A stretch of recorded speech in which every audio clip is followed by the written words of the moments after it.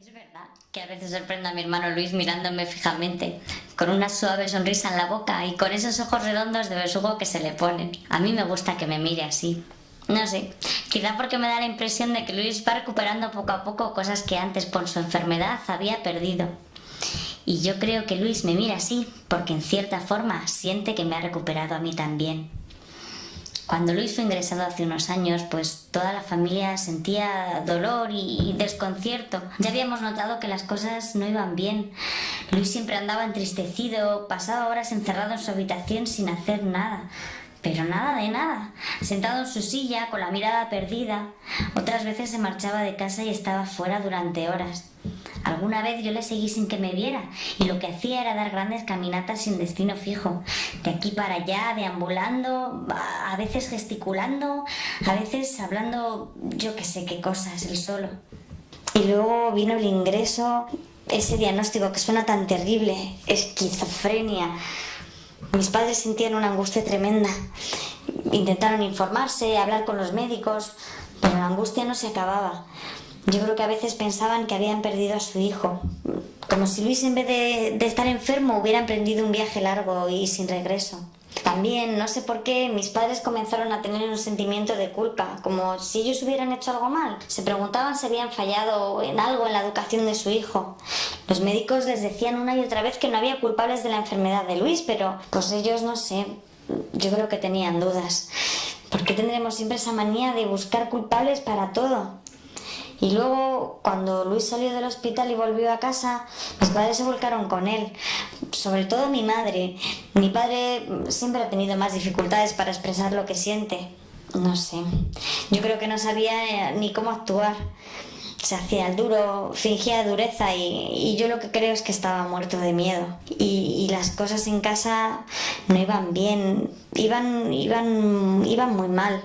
Supongo que de alguna manera todos estábamos tratando de asimilar la nueva situación, sobre todo mis padres que se hacían un lío a la hora de tratar a Luis y a veces la tensión era insoportable. No sabíamos bien cómo hacer las cosas y el desánimo de Luis parecía contagiar a toda la casa. Al final mis padres acudieron a unas sesiones especiales para aprender a llevar el problema. Hasta yo misma fui. Intervención familiar se llama, que es una ayuda para conocer bien la enfermedad. Y la verdad que esas sesiones a mí me ayudaron, sobre todo para saber cómo serle útil a mi hermano, cómo poder ayudarle yo a él. Y también a mis padres les ayudó a apuntarse a una asociación de familiares de afectados y allí podían ir y compartir sus cosas con más gente. Luego Luis empezó a mejorar y comenzábamos a hacernos ilusiones, pero tuvo otra recaída. Otra vez al hospital, a la angustia, a la incertidumbre. Yo llamé a Javier, al mejor amigo de Luis, para que no dejara de llamarle y de ser su amigo. Me daba muchísimo miedo que Luis se quedara solo. Y la verdad que Javi se portó fenomenal con Luis. Cuando volvió de nuevo a casa, él se encargaba de acompañarlo, de salir a dar paseos con él. Y la verdad que ahora pienso que aquellos paseos con Javi fueron fundamentales para mi hermano, porque aunque ni hablaba mucho ni expresaba emoción alguna, pues de alguna forma yo creo que él sentía la compañía de su amigo. Luego pasaron unos meses hasta que Luis entró en el centro de rehabilitación y allí fue mejorando poco a poco. Y el ambiente en casa fue haciéndose más respirable y mis padres ya no discutían por cualquier cosa. Y hasta yo misma estaba más animada, más esperanzada. Parecía que poco a poco íbamos recuperando a Luis. Porque Luis siempre fue muy apañado y pronto le pilló el tranquillo en la rutina de la medicación y hacía el esfuerzo de salir a la calle, de ir a sus terapias de rehabilitación y tiempo después el médico pensó que Luis ya estaba demasiado bien para no plantearse nuevas metas. Pues podía formarse, buscar un trabajo.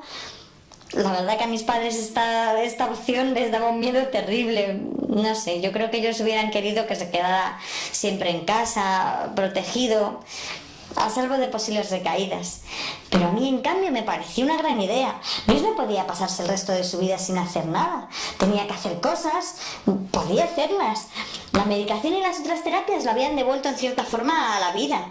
Pues tendría que vivirla. Al principio, Luis intentó volver a sus estudios de Derecho y... Bueno, mi padre siempre había soñado, pues lo que sueñan todos los padres, que Luis sería un gran abogado. Pero bueno, pronto nos dimos cuenta de que aquello era imposible. A Luis le costaba muchísimo concentrarse y los apuntes suponían una tortura para él. No sé, yo creo que el trastorno había dejado alguna huella o no sé. Bueno, el caso es que su psiquiatra sugirió que fuera un centro de rehabilitación laboral, que es donde orientan y preparan a la gente para trabajar. Y allí Luis descubrió la informática. Le gustaba la informática y ese descubrimiento fue importantísimo para mi hermano. Pues porque dejó de pensar que era un inútil y empezó a interesarse por la gente, por los compañeros. Y luego llegó el trabajo en el proyecto Redes, un empleo. Madre mía, mis padres ni se lo creían. Mi padre, aunque no lo decía, empezó a sentirse muy orgulloso de Luis. No sé, puede que nunca fuera ya un eminente abogado, pero sería un gran tipo capaz de afrontar sus dificultades. Así que bueno, pues no me importa nada que Luis se me quede mirando ahora con cara de pánfilo. Yo sé por qué lo hace. Disfruta sorbo a sorbo de su vida recuperada. Y además, para mí que le gusta una compañera de trabajo. El amor, que es terapéutico.